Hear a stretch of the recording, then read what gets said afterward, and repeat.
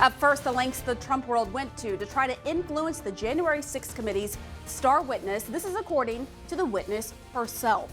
The panel has just put out transcripts of former White House aide Cassidy Hutchinson's testimony. This as we're expecting the committee to release a full report of its findings today. CNN's Kristen Holmes joins us now. What can you tell us? Well, Pamela, this is, as you said, Cassidy Hutchinson, in her own words, describing what she says was a pressure campaign from Trump world, including her Trump-paid attorney, Stefan Passantino, to really downplay her testimony, even being encouraged that if she was loyal, that she would be taken care of. Now, I do want to tell you specifically, because she talks about when she had this breaking point with her attorney. She says that she was cooperating with the committee, and then he told her not to and said this: contempt is a small risk, but running to the right is better for you. Now, a couple things to note here. These are two interviews from September after we saw that live interview and after she had moved on from Passantino. This, again, is why she said she had that breaking point. And as you'll remember, on Monday, the January 6th committee alleged that they had information that a White House, or excuse me, a Trump-backed attorney had been pressuring their client in this way to say, essentially downplay their testimony or maybe say that they don't recall. And CNN found out that that was former White House ethics lawyer Stefan Passantino. Just to give you an insight into what else is here, this is what she said Stefan told her to say specifically. I want to make it clear to you, Stefan never told me to lie.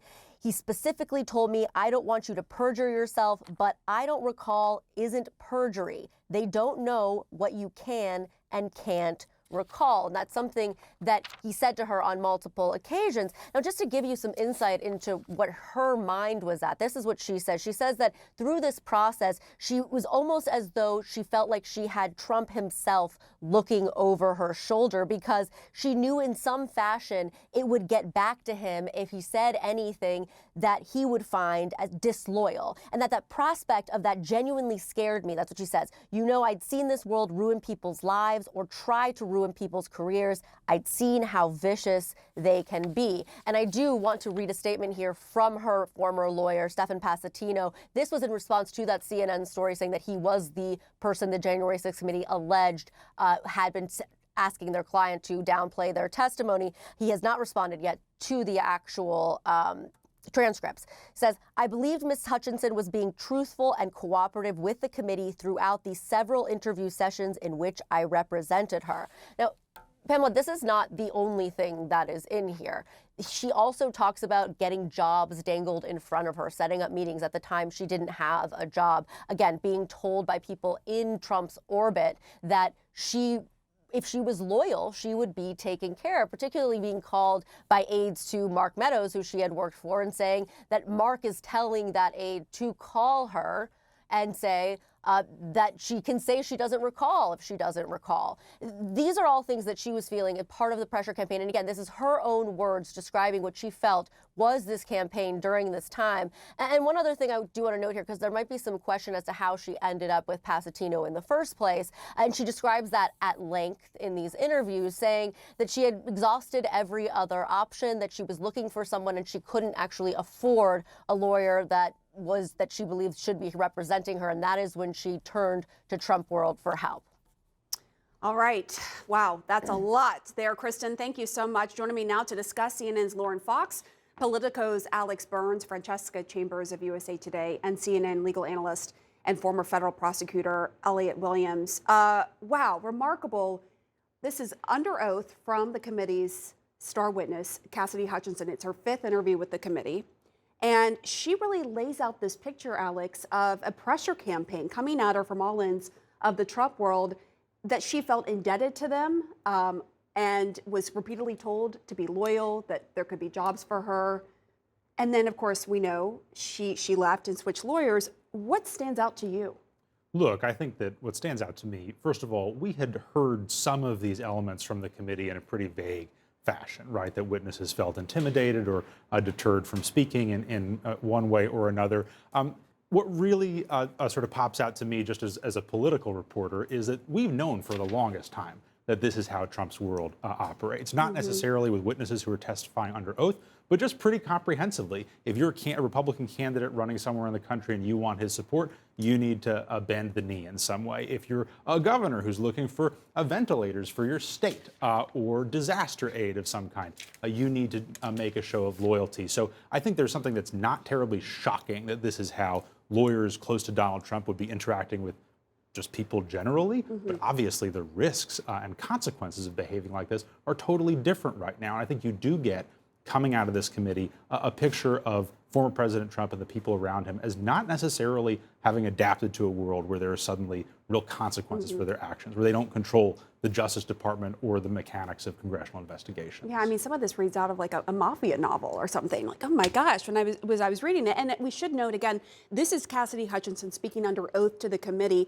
Stefan Passantino has released a statement. He says, I believed Ms. Hutchinson was being truthful and cooperative with the committee throughout the several interview sessions in which I represented her. So clearly he has another side to this. But in the transcript, Elliot, it says, everything's going to be okay. We're taking care of you. This is what Hutchinson described Passantino as saying, quote, just downplay your position. It's not fair that Mark Meadows, her former boss, the chief of staff to Trump, put you in this position. We just want to focus on protecting the president. We all know you're loyal.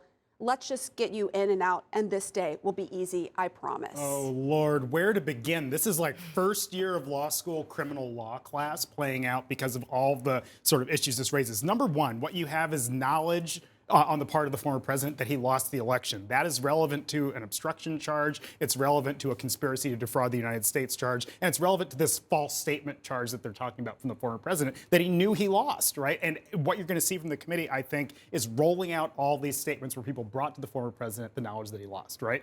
Two, obstruction of justice. Any of these people who are directing a witness to say something or not say something on the stand in the event that it frustrates, or with the goal of frustrating the investigation, is itself an act of obstruction of justice. So it's not just the former president here, it's Passantino and others around him who might have been trying to influence her testimony. So this is quite serious. And because a lot of these statements are what you'd call hearsay, it's one person saying what another person says, they're piling them up because you need to be able to get at least one of them. Yeah, you got to corroborate them because you can't get them in by themselves. And on that note, we have seen corroboration of Trump knowing he lost and trying to overturn the election. And it says in the transcripts that several times Donald Trump, when he was president, told her, I know I lost, but we got to figure out a way out of this. And that is pretty damning because state of mind intent is a big part of what DOJ is looking at.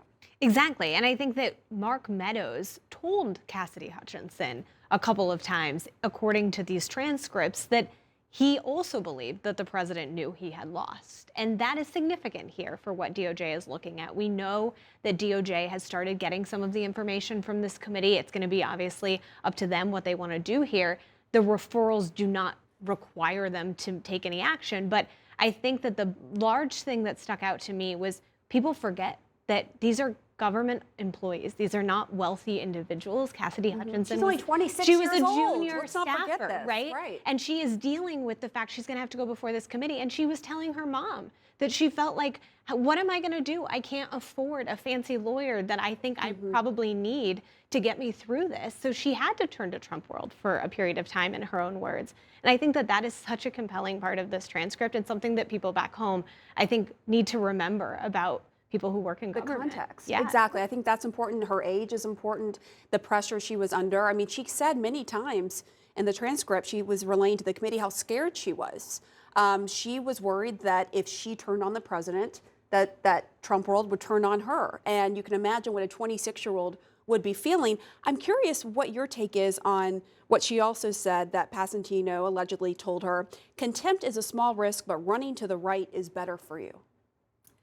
Well, as you were saying, I think the point of the committee at this point is to keep this at the forefront of people's minds, because from a political standpoint, with the former president planning to run for president again, a lot of this is going to play out politically, play out on the presidential campaign trail. When you go back to the testimony, though, I want to talk about Hope Hicks for a moment. She was someone who was so close to the president. The president saw her as like a daughter. And she was also on the record saying that that she told people that he had essentially lost, that tried to get him to speak out on January 6th. And that is so critical. She is someone who, when she left the first time, I mean, he did a whole call and aid walk with her, which is something that's usually reserved for foreign leaders, for instance. So her testimony is very important also. Really quick, and wrapping it up with you, Elliot, what is just legally looking at the contempt claim that she made, that she felt pressured from Trump allies on this, not to talk in June, we should note, and instead risk contempt. And there's a difference, right, with the lawyer saying, hey, don't offer too much unless they ask you. And It's, again, it steps up to the line and probably might be obstruction of justice. You're telling somebody to run afoul of a committee that is investigating you. You're telling them not to answer questions truthfully. And you don't have to strain really hard to say that you are trying to frustrate or impede the investigation. That could be obstruction of justice. It's a federal crime. it's something DOJ in the end is investigating, so we will see. All right, thank you all so much.